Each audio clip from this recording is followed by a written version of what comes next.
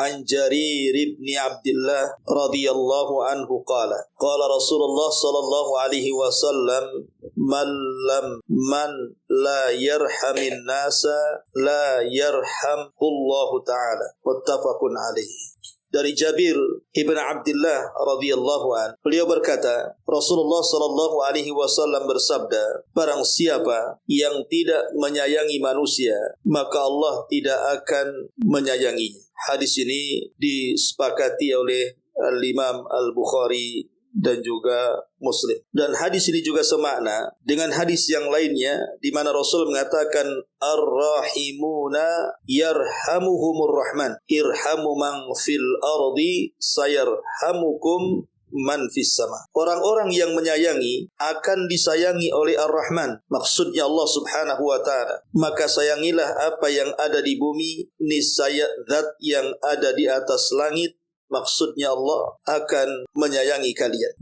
Baik, masyaallah muslimat yang dimuliakan Allah Subhanahu wa taala. Sifat kasih sayang adalah sifat yang sangat mulia sekali, khususnya bagi seorang muslim yang hidup di tengah-tengah masyarakat. Karena bagaimanapun sifat ini bisa melahirkan persatuan, bisa melahirkan kelembutan, dan menghilangkan berbagai macam penyakit hati seperti hasad, dengki, dendam, dan yang semacamnya. Makanya tidaklah sifat ini dimiliki kecuali seorang mukmin. Masyaallah muslimat yang dimuliakan Allah Subhanahu wa taala. Karena seorang mukmin ini sudah sepantasnya untuk memiliki sifat rahmat, kasih sayang dengan sesamanya, kecintaan dengan sesamanya. Karena Nabi sallallahu alaihi wasallam mengatakan, la yu'minu ahadukum hatta yuhibba li akhihi ma yuhibbu li nafsi. Tidak sempurna iman seorang mukmin sampai dia mampu mencintai saudaranya seperti mencintai dirinya.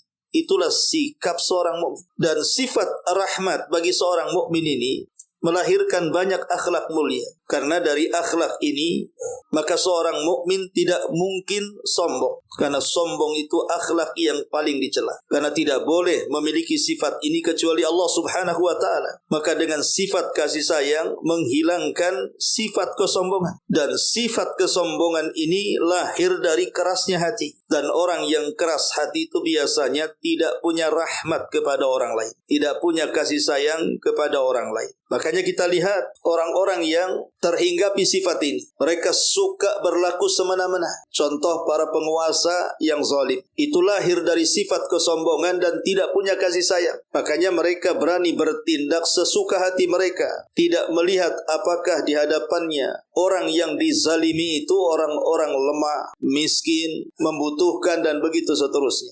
Ma'asyiral muslimat yang dimuliakan Allah Subhanahu wa taala. Makanya sifat rahmat, memiliki kasih sayang antar sesama ini adalah wasiat yang Allah Subhanahu wa taala wasiatkan kepada kita. Dalam surah Al-Balad ayat 17 Allah mengatakan, "Tsumma kana minal ladzina amanu wa tawasaw bis sabri wa tawasaw bil marhamah." Wa tawasaw bil marhamah. Saling memberikan wasiat dengan rahmat, sifat kasih sayang. Itulah yang diperintahkan Allah Subhanahu wa taala. Bahkan Nabi sallallahu alaihi wasallam sendiri sampai mengajarkan satu aturan apabila ada saudara kita sedang bersin dan dia mengucapkan alhamdulillah, maka sebagai bentuk sayang kita kepada saudara kita yang sedang bersin itu, kita doakan dengan rahmat. Yarhamukallah, semoga Allah memberikan rahmat kepadamu, kasih sayang kepadamu. Masyaallah muslimat yang dimuliakan Allah Subhanahu wa taala. Sifat kasih sayang ini kalau tertanam di tengah-tengah masyarakat, pasti masyarakat itu akan bersatu, saling membantu, saling menolong, saling mengasihi. Dan gambarannya terdapat dalam hadis Nabi sallallahu alaihi wasallam. Kata Nabi sallallahu alaihi wasallam, "Matsalul mu'minina fi tawadihim wa tarahumihim wa ta'atufihim matsalul jasad kamatsalil jasadil wahid. Idza ishtaka minhu udhun tada'a lahu sa'irul jasadi bis-sahari wal humma." Permisalan seorang mukmin dengan mukmin yang lainnya dari kasih sayang mereka, dari kecintaan mereka dan kelembutan mereka seperti satu jasad. Apabila salah satu jasad dalam badan kita mengeluh karena sakit, maka seluruh jasad akan mengalami sakit yang sama dengan demam dan tidak bisa tidur. Begitulah kalau seandainya masyarakat itu hilang perasaan kasih sayang dengan sesama mereka, maka akan hilang keharmonisan dalam masyarakat. Tetangga umpamanya memusuhi tetangganya yang lain. Ada yang sedang sakit dibiarkan saja tidak ditolong. Ada yang sedang kesusahan dibiarin, tidak dibantu. Maka nanti tumbuh perasaan kedengkian, terutama orang-orang yang susah, orang-orang yang miskin, karena tidak mendapatkan bantuan dari orang lain, sehingga pasti terjadi kekacauan itu. Tapi sebaliknya, kalau seandainya masyarakat itu di dalam hatinya tertanam sifat kasih sayang sesama mereka, dalam tingkat yang kecil saja, RT RW, kalau semuanya saling bantu-membantu, bahu-membahu, tolong-menolong, yang kuat mengasihi yang lemah, yang kaya membantu yang miskin, begitu juga yang miskin berusaha untuk membantu orang kaya dari segi yang lainnya, maka saya yakin tidak akan ada perpecahan di masyarakat. Itulah sifat kasih sayang itu luar biasa. Tapi kalau seandainya sifat kasih sayang ini hilang, contoh sederhana saja Bu, ada pertengkaran lah, pamannya anak kita dengan anak tetangga. Biasa kan anak-anak itu bertengkar. Tapi kalau masing-masing orang tua tidak ada kasih sayang, sayangnya kepada anak sendiri dan tidak sayang kepada anak orang, kemudian saling membela anaknya masing-masing, itu akan jadi musuhan. Kadang-kadang anak-anaknya sudah baikan, orang tuanya pula dendam-dendaman. Itu yang terjadi kan Bu, ketika tidak ada kasih sayang dengan sesama. Makanya wajar kalau Rasul mengatakan, laisa minna man lam yarham saghirana wa ya'rif syarafa kabirina. Bukan termasuk golongan kami, kata Rasul, orang yang tidak ada kasih sayang terhadap anak-anak kecil kita dan tidak mengetahui kemuliaan orang-orang tua kita. Ma'asyiral muslimat yang dimuliakan Allah Subhanahu wa ta'ala. Maka sifat kasih sayang itu penting karena dia akhlak yang sangat mulia, yang kalau tertanam pada diri kita di tengah-tengah masyarakat, maka akan tercipta keharmonisan masyarakat. Ma'asyiral muslimat yang dimuliakan Allah Subhanahu wa ta'ala, di antara bentuk-bentuk kasih sayang dengan sesama adalah ar-rahmatu bin nafsi.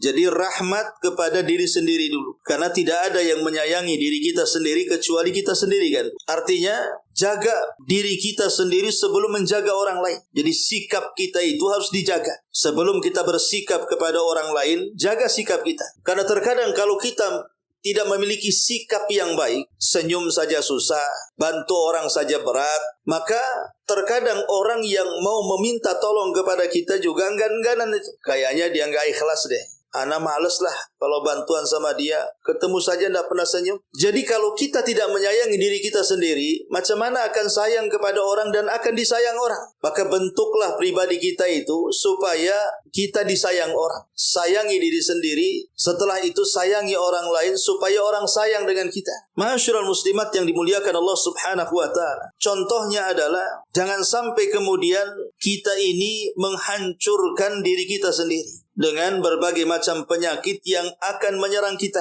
Contoh sederhana Bu, ibu tidak ada masalah dengan tetangga. Ketika ibu tidak ada masalah dengan tetangga, otomatis kan hati ibu tenang, senang, bahagia, lapang, makan pun enak, minum pun sedap, tidur pun nyenyak. Kalau orang tidak ada masalah Bu dengan orang lain, maka hati akan lapang. Ketika hati lapang, semua jadi nyaman kan. Penyakit pun tidak akan dekat-dekat dengan kita. Tapi kalau kita seandainya membuat masalah dengan tetangga, karena kita tidak pernah menyayangi diri kita sendiri, tidak menjaga kebersihan umpamanya kan. Ibu buang sampah sembarangan di tong sampah tetangga umpamanya kan, sampai numpuk. Apalagi sekarang Batam sampah di mana-mana kan Bu ya, dibersih-bersihkan.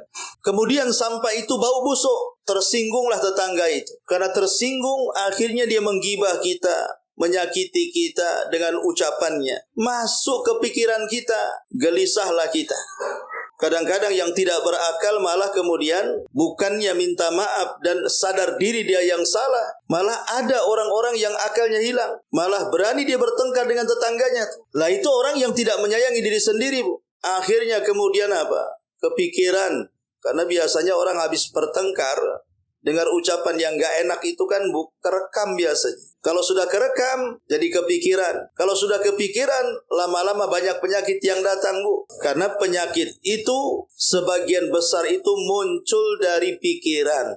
Tuh, Bu, bayangkan, yang tadinya senang, hidup tenang, akhirnya apa? Tidak senang dan tidak tenang. Karena banyak masalah. Dan kita yang memulai masalah itu, karena kita tidak sayang dengan diri kita sendiri. Ya. Ma'asyiral muslimat yang dimuliakan Allah Subhanahu wa ta'ala. Atau umpamanya lebih daripada itu, karena tidak punya rasa sayang kepada diri sendiri dan kita mencelakakan diri sendiri. Pada Allah mengatakan wala taqtulu anfusakum, janganlah kalian bunuh diri kalian. Ada sebagian orang itu karena tidak sayang dia melakukan maksiat.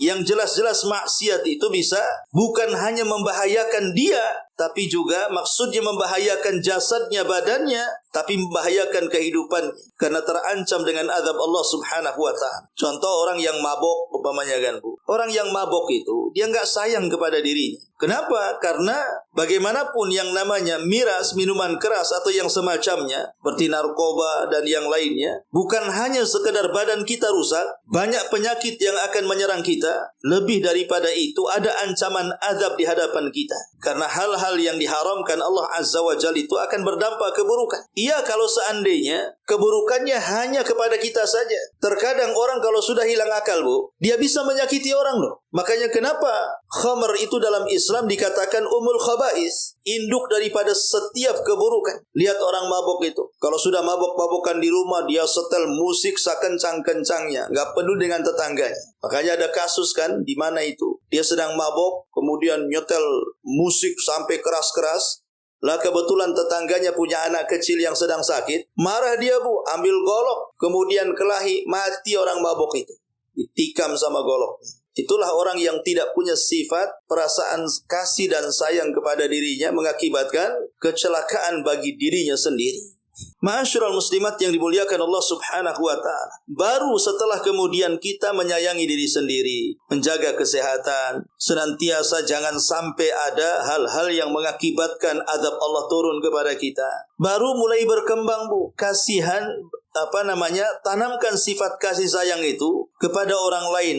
Mulai dari yang terkecil. Yang terkecil siapa, Bu? Anak-anak. Ya, sayangnya anak-anak. Makanya dahulu ketika Nabi SAW sedang duduk dan dia sedang memeluk Hasan, cucunya, anak daripada Ali radhiyallahu an, dan memeluk, kadang-kadang Rasul mencium, namanya anak-anak kecil. Ya, senang. Kita pun kadang-kadang gemas melihat anak-anak tubuh, ya.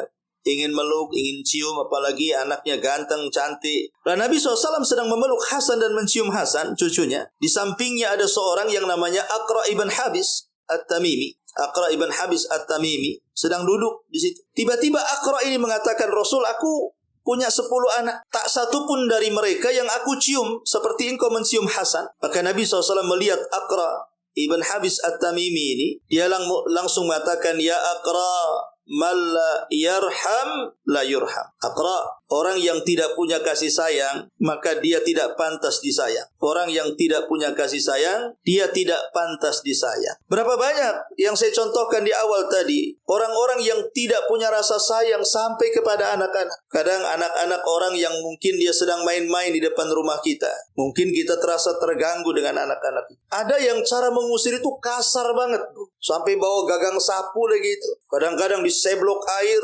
kadang-kadang dimaki, dihina supaya anak-anak jangan depan rumah kan. Itu kan tidak ada akhlak penyayangnya, padahal kan dia bisa menegur baik-baik, ngomong baik-baik sama anak-anak. Namanya anak-anak kurang berakal. Karena nanti kalau seandainya kita kasari, kemudian anak ini besar, dia akan naruh dendam kepada kita. Boleh jadi dia akhirnya mengata-ngatai yang tidak-tidak kan, Bu. Seperti mungkin karena ibu terlalu galak, dibilang mak lampir akhirnya sama anak-anak kan. Jadi ibu sendiri yang rendah akhirnya kan. Awas, jangan lewat rumah ini ada mak lampir. Nah, kan? Jadinya kan jelek sendiri, Bu. Ya. Maka sekali lagi sayangi walaupun itu anak-anak. Ma'asyiral muslimat yang dimuliakan Allah Subhanahu wa ta'ala. Dalam sebuah hadis Nabi SAW mengatakan, "Ma minan nasi muslimun yamutu lahu thalatha minal waladi lam yablughul hinsa illa adkhalahu Allahul jannata bifadli rahmati iyyahu."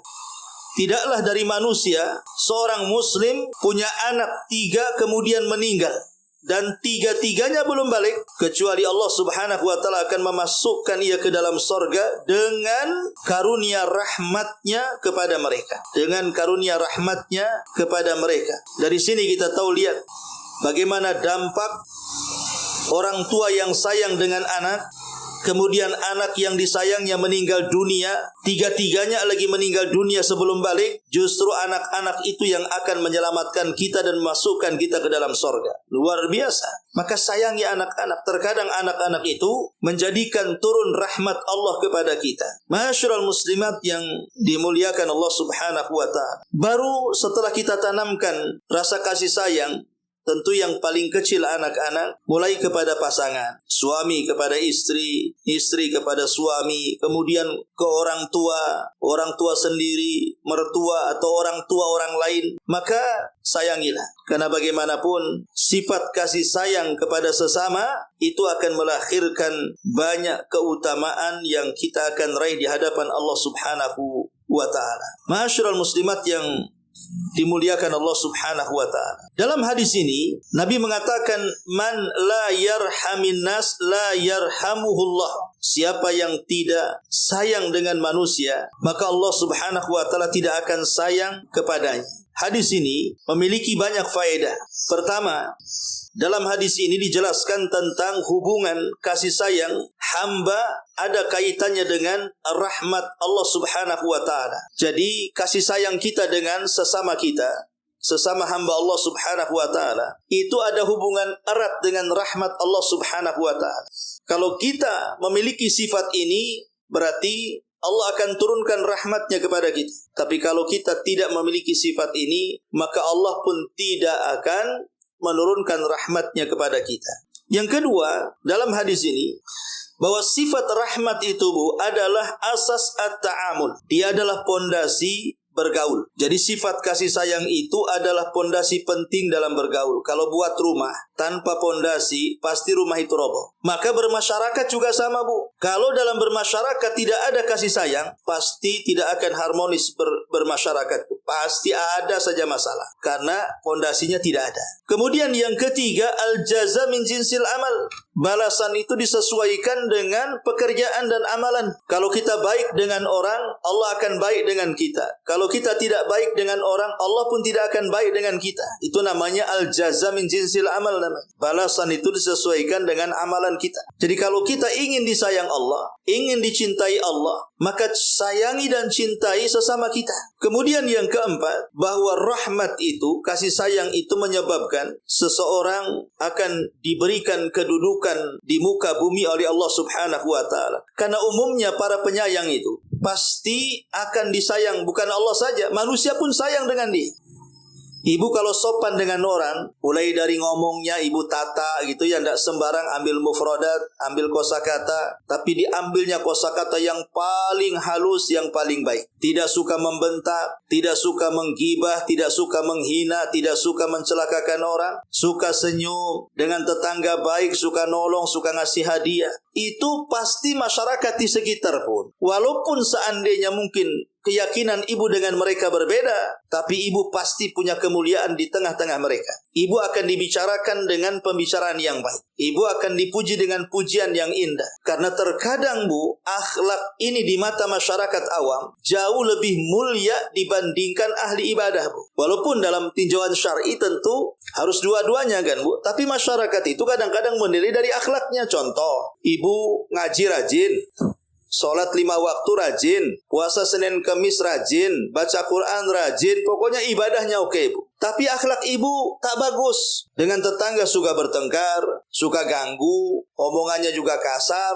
jarang senyum. Pasti masyarakat tidak akan melihat sosok ibu yang soleh dalam ibadah tapi tidak soleh di masyarakat. Tapi sebaliknya, Bu, mungkin orang itu sholat 5 waktu pun tidak, apalagi puasa gitu ya, apalagi baca Quran, tapi dia sama orang bagus, suka senyum, ngomongnya halus, suka bantu, dan begitu seterusnya.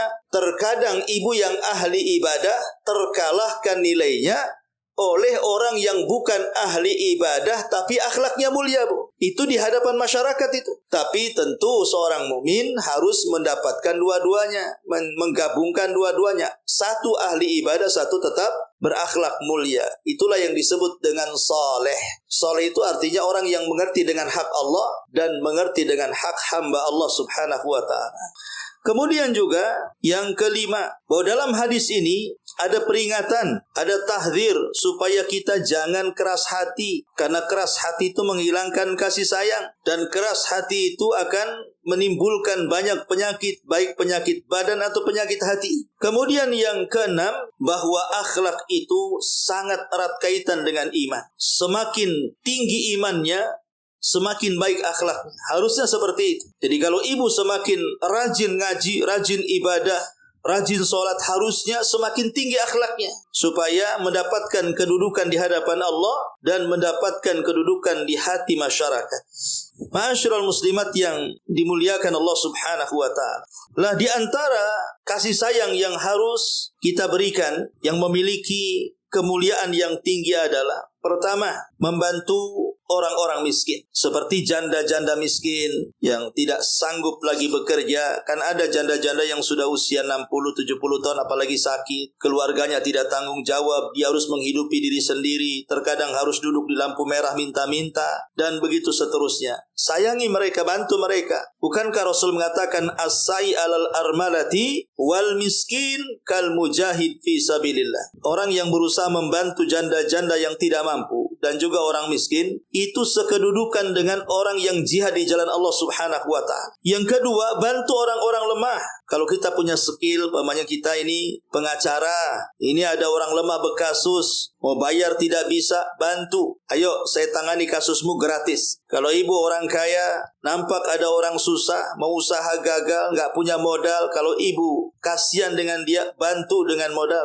bantu dengan saran, bantu dengan ide. Karena bagaimanapun, rahmat yang diberikan kepada orang-orang kaya, orang-orang yang berpangkat dan jabatan itu tidak lain karena adanya mereka di hadapan kita, adanya orang-orang lemah. Bukankah pernah kita bahas, innama tungsaruna wa turzaquna illa bidu'ai fikum. Kalian ditolong dan diberikan rezeki itu karena ada orang lemah di sekitar kita. Maka tolong mereka, ya. Dan juga kasih sayang ini bukan hanya kepada mereka, fuqara, masakin, anak-anak yatim terutama, ya, orang-orang miskin, orang-orang lemah, janda-janda miskin dan yang semacamnya. Maka kasih sayang juga berlaku kepada seluruh manusia, terutama orang-orang yang beriman, yang didahulukan, ya. Bahkan dalam Islam itu sampai kepada binatang saja kita harus memiliki sifat kasih sayang. Lihat seorang pelacur di zaman Bani Israel yang memberi minum seekor anjing, akhirnya sebab keikhlasannya dimasukkan ke dalam surga. Baik, ya.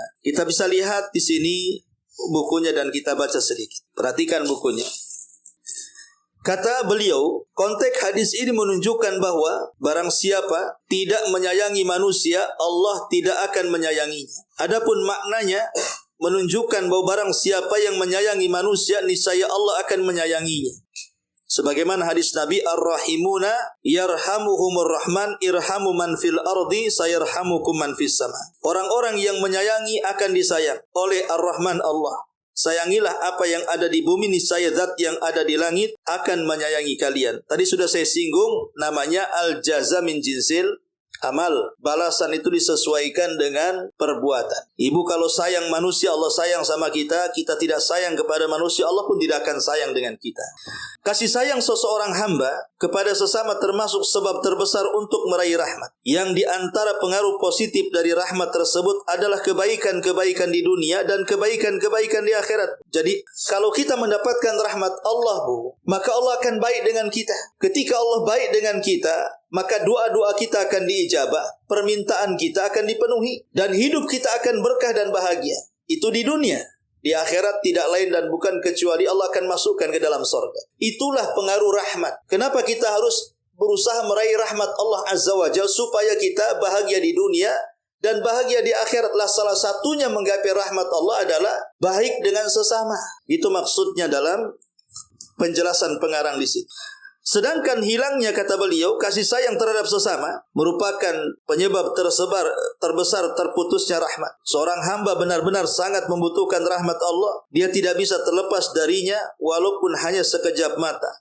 semua hal yang mengandung unsur kenikmatan dan keselamatan dari bahaya tidak lain merupakan rahmat Allah Azza wa Jalla. Lihat kebalikannya, Bu. Kalau kita sudah dicabut rahmatnya, maka dipastikan sengsara hidupnya, Bu. Sengsara-sengsaranya. Allah akan buat hidup kita banyak masalah. Allah akan buat hidup kita tidak akan tentram dan tidak akan nyaman. Tidak akan enak makan, sedap, minum, nyenyak, tidur. Tidak akan. Kalau sudah rahmat Allah dicabut itu, Bu. Hati-hati kalau sampai rahmat Allah dicabut. Ya. Ketika seseorang menginginkan rahmat tersebut tetap ada pada dirinya atau bahkan bertambah, maka dia harus melakukan seluruh sebab-sebab yang dengannya diperoleh rahmat Allah. Semua sebab-sebabnya terkumpul dalam firman Allah, Inna rahmatallah qaribun minal muhsinin. Sesungguhnya rahmat Allah amat dekat dengan orang-orang yang berbuat baik. Mereka adalah orang-orang yang berbuat baik dalam beribadah kepada Allah dan berbuat baik pula kepada hamba-hamba Allah. Berbuat baik kepada makhluk merupakan salah satu pengaruh kasih sayang Allah pada diri hamba-hambanya. Jadi, kalau kita ingin mendapatkan rahmat Allah, bahagia dunia akhirat, sebenarnya puncaknya ada di ayat ini. Sesungguhnya rahmat Allah akan dekat kepada siapa? Kepada orang yang berbuat baik. Dan berbuat baik dua macam, berbuat baik kepada Allah dengan melaksanakan hak-haknya dan berbuat baik kepada manusia dengan juga melaksanakan hak-hak mereka. Nah, kemudian kata pengarang, sifat kasih sayang yang ada pada seorang hamba itu ada dua macam. Kasih sayang yang bersifat naluri, Allah telah membentuk tabiat sebagian hambanya di atas sifat ini. Dialah yang menjadikan hati-hati mereka santun, sayang, lembut kepada sama makhluk. Dengan sifat kasih sayang ini mereka melakukan semua hal yang mereka mampu untuk memberikan manfaat kepada para makhluk sesuai dengan kesanggupannya. Mereka dipuji, diberikan pahala atas amal yang mereka lakukan. Mereka pun dimaafkan atas amalan yang tidak mereka lakukan. Dan bisa jadi Allah menuliskan pahala dengan sebab niat-niat mereka yang jujur atas amalan yang tidak mereka mampu tersebut. Jadi ada sifat kasih sayang naluri kan. Contoh umpamanya orang-orang di desa lah ya. Walaupun kita juga sebagian besar orang desa, sekarang tinggal di kota jadi orang kota. Kalau masuk hutan jadi orang hutan nantinya. Jadi ada orang-orang di desa itu, orang-orang tua yang kolot-kolot itu kan, Bu. Mungkin sebagian mereka nggak ada yang sholat. Sebagian mereka mungkin tidak bisa baca Quran. Walaupun KTP-nya Islam. Tapi terkadang mereka mengajarkan budi luhur kan sama anak-anaknya tuh. Makanya orang-orang dulu ajaran orang tua katanya. Ini ajaran orang tua. Kalau sudah punya suami begini-begini. Kalau sama anak begini-begini. Mereka bilang ajaran orang tua. Padahal dalam Islam sudah ada ajarannya kan, Bu. Itu namanya disebut dengan kasih sayang yang bersifat naluri itu, Bu. Tanpa diajari pun orang-orang tua dulu itu tahu mana yang baik, mana yang buruk. Ya. Ini yang pertama. Yang kedua, kasih sayang yang diupayakan oleh seorang hamba dengan melatih diri melalui berbagai jalan dan cara sehingga menjadi hati berada di atas sifat ini. Ya, ini harus dengan ilmu yang kedua ini, Bu ya. Orang yang tentu dulunya tidak pernah hijrah, setelah hijrah kan harus lebih baik kan akhlaknya, Bu. Jangan sebelum hijrah senyum, setelah hijrah malah tak ada senyum pula, gigi pun tak tampak. Jadi yang kedua ini sedih pelajari. Dan ini memang manjur, lihat. Orang kalau sudah lama ngaji, kan beda tuh akhlaknya dengan orang awam yang nggak pernah ngaji kan. Mulai dijaga lisannya, ketika orang awam kasar ngomongnya, yang mulai hijrah mulai ditutup mulutnya. Nggak sembarang ngomong, nggak boleh, haram, dosa. Akhirnya takut ngomong, dan begitu seterusnya. Ya, itu harus dipelajari dan itu ya harus dengan ilmu pengetahuan. Harus dipelajari, diupayakan. Kemudian kata beliau, demikian juga ketika dia mengetahui bahwa balasan itu sesuai dengan jenis amalannya dan mengetahui bahwa persaudaraan dan agama dan kecintaan karena iman itu telah Allah ikat dan hubungkan di antara orang-orang yang beriman serta memerintahkan mereka untuk saling bersaudara dan saling mencintai, membuang hal-hal yang bisa menghilangkan perkara tersebut seperti kebencian, permusuhan, saling membelakangi, saling menyakiti dan begitu seterusnya. Artinya orang kalau sudah belajar, sudah ngaji gitu ya, maka harus lebih baik lagi. Jangan suka nyakiti orang. Ya, tumbuhkan perasaan kasih sayang sesama mereka. Ya. Dan begitu seterusnya. Sebagian sudah saya jelaskan, Bu. Ibu bisa baca sendiri sisanya. Intinya bahwa sifat ini adalah sifat mulia. Karena sifat inilah yang menentukan kita mendapatkan kebahagiaan dunia dan kebahagiaan akhirat. Wallahu alam.